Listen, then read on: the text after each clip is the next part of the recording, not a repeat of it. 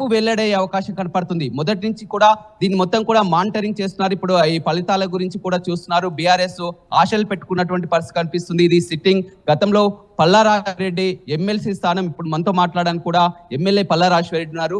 చెప్పండి, మొత్తం మీద ఇది సిట్టింగ్ స్థానం, నిన్న ఫలితాలు కాస్త మీకు ఉన్నప్పటికీ కూడా ఇప్పుడు ఎమ్మెల్సీ పై కూడా ఆశలు పెట్టుకున్నటువంటి పరిస్థితి ఎలా ఉండబోతుంది అంటున్నారు ఫలితం? ఈ result MLC Warangal, Nalgonda, Khammam result ఖచ్చితంగా బీఆర్ఎస్ పార్టీ సిట్టింగ్ సీటు.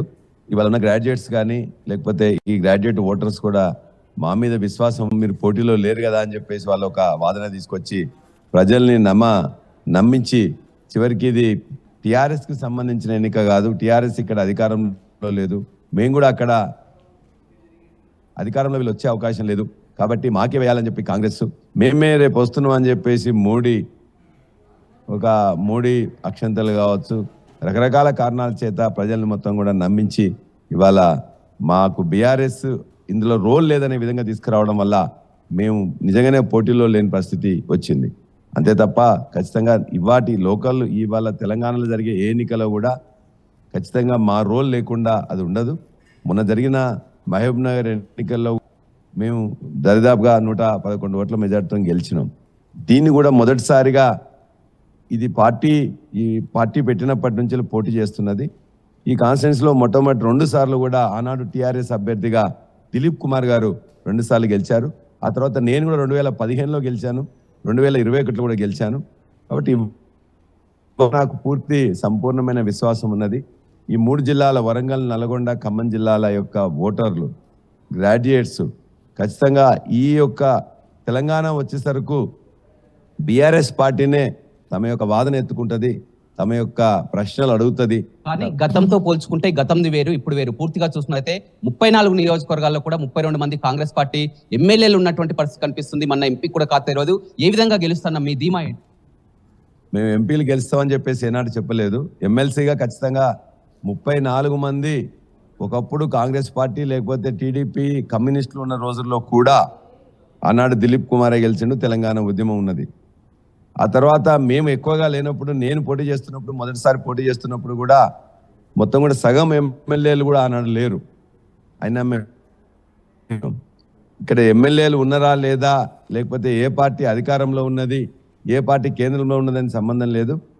ఇక్కడి యొక్క భావజాలం తెలంగాణ భావజాలం అని చెప్పి ఖచ్చితంగా ఉంటుంది. ఇక్కడి భావజాలం ప్రశ్నించే నిజమేంగా ఎవరైతే ప్రశ్నిస్తారో అనుకుంటారు.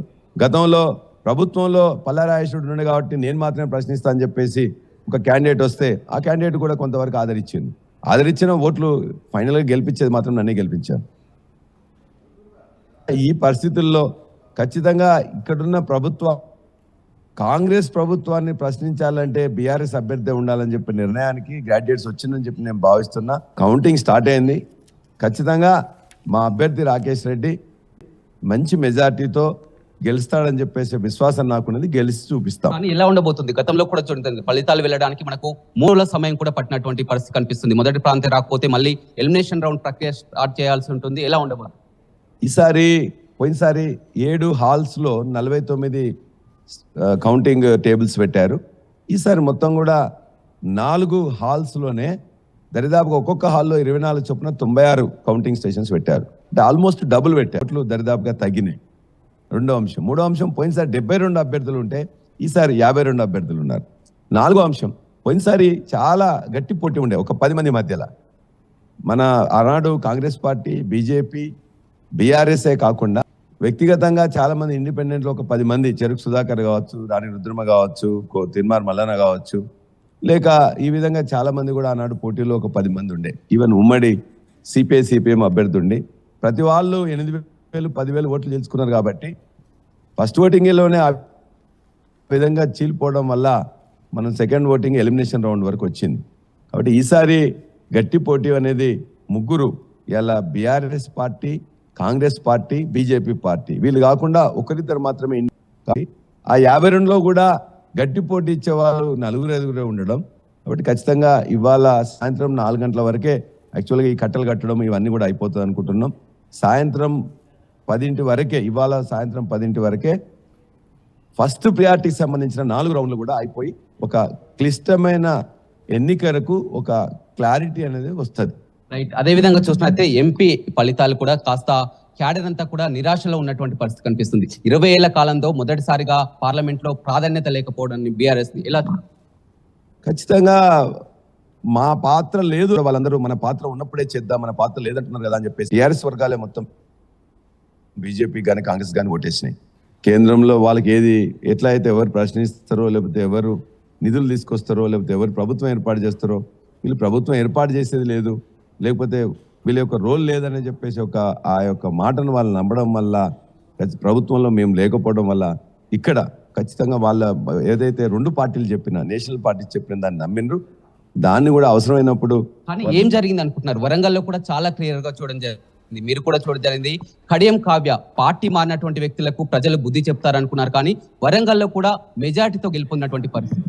ఇవాళ వ్యక్తులు ముఖ్యం కాదు, ఇక్కడ నేషనల్ పార్టీస్ లేకపోతే ఇక్కడ లోకల్ పార్టీలను చూస్తారు తప్ప ఎమ్మెల్యే క్యాండిడేట్స్ లేక ఇంకా కిందికి పోతున్నప్పుడు మాత్రమే వ్యక్తుల యొక్క ప్రభావం ఎక్కువగా ఉంటుంది.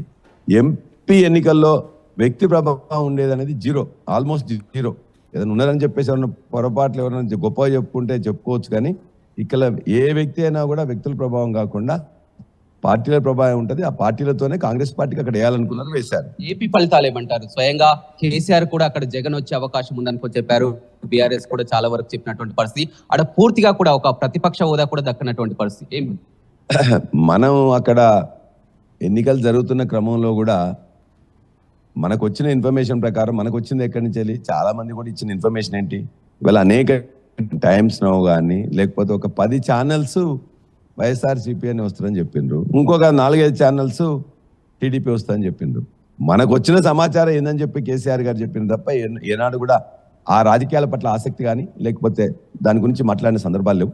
ఎవరు వస్తారని చెప్పేసి మీలానే కొంతమంది మిత్రులు వాళ్ళ నేషనల్ వైడ్ గా చూసినట్టే ఇండియా గట్టి పోటీ ఇచ్చినటువంటి పరిస్థితి, ఇండియా హోరాహోరీగా జరిగినటువంటి ఎన్నికలు. మీరు ఇండియాలో పోటీ ఇచ్చింది కాంగ్రెస్ పార్టీ కాదు, ఇండియాలో ఉన్న వాళ్ళందరూ పోటీ ఇచ్చింది ఎస్పీ ఇచ్చింది పోటీ, శివసేన ఇచ్చింది పోటీ, ఎన్సీపీ ఇచ్చింది పోటీ, లేకపోతే అక్కడ ఉన్న యూడిఎఫ్లో ఉండే అనేక పార్టీలు కలిసి ఇచ్చిన పోటీ.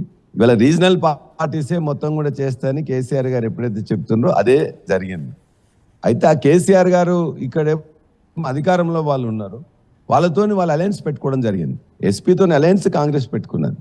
అట్లానే టీఎంసీ ఉన్నది, తృణమూల్ కూడా వాళ్ళకి సంబంధించిన వాళ్ళ వరకు మొత్తం కూడా దాన్ని ఎక్స్పోజ్ చేసింది.